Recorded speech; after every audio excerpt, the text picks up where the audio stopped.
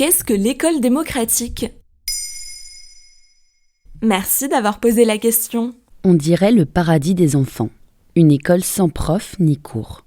L'école démocratique est un concept d'enseignement alternatif et on en compte déjà 37 en France depuis l'ouverture de la première école à Dijon en 2014. Il s'agit d'un établissement où les élèves se rendent tous les jours mais s'organisent comme ils et elles veulent du moment que l'apprentissage est au rendez-vous. À Paris par exemple, on peut rejoindre l'école tous les matins entre 9h et 11h.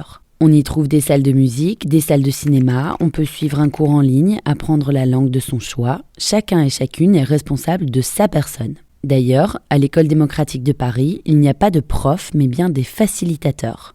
7 au total. Des adultes qui sont là pour venir en aide aux enfants qui en auraient besoin. Mais les premiers ont le même pouvoir de décision que les seconds. Et tous les âges se côtoient sans distinction entre 7 et 18 ans. Mais quelle est la philosophie de l'école démocratique ? Tout est basé sur le concept de l'apprentissage intuitif. David Lerebourg, 47 ans, à l'origine de l'école démocratique de Paris, a répondu aux questions de nos confrères du média Oui Demain. Il explique ainsi. Chaque humain apprend au fur et à mesure de ses besoins et de ses envies. La motivation est la première source d'apprentissage. On apprend à parler et à marcher seul.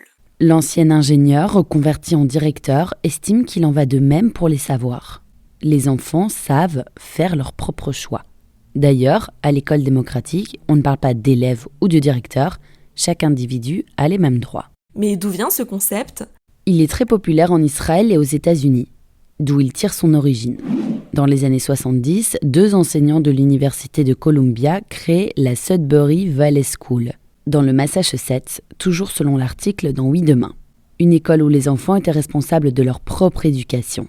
Selon les fondateurs, les enfants sont des membres à part entière de la société, et non une page blanche à écrire par les adultes. Et est-ce que ça marche alors ? Selon David Lerebourg, ces systèmes éducatifs ne limitent pas les enfants, au contraire. Car l'idée derrière l'école démocratique, c'est que si une société laisse à ses individus le choix d'être libres, ils peuvent développer leur génie.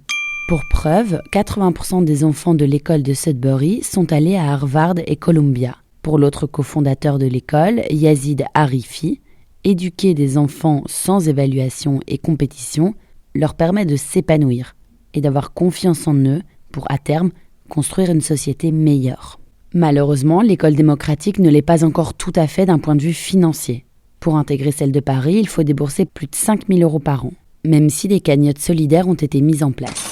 Pour les élèves qui veulent ensuite rejoindre l'enseignement traditionnel, rien ne le leur empêche, à condition de passer le brevet des 15 ans. L'instruction par l'école n'est pas obligatoire en France, le choix de scolariser ses enfants est laissé libre aux parents et aux enfants aussi maintenant. Voilà ce qu'est l'école démocratique. Maintenant, vous savez, un podcast écrit et réalisé par Johanna Cincinnatis. Ce podcast est disponible sur toutes les plateformes audio et pour l'écouter sans publicité, rendez-vous sur la chaîne Bababam Plus d'Apple Podcasts.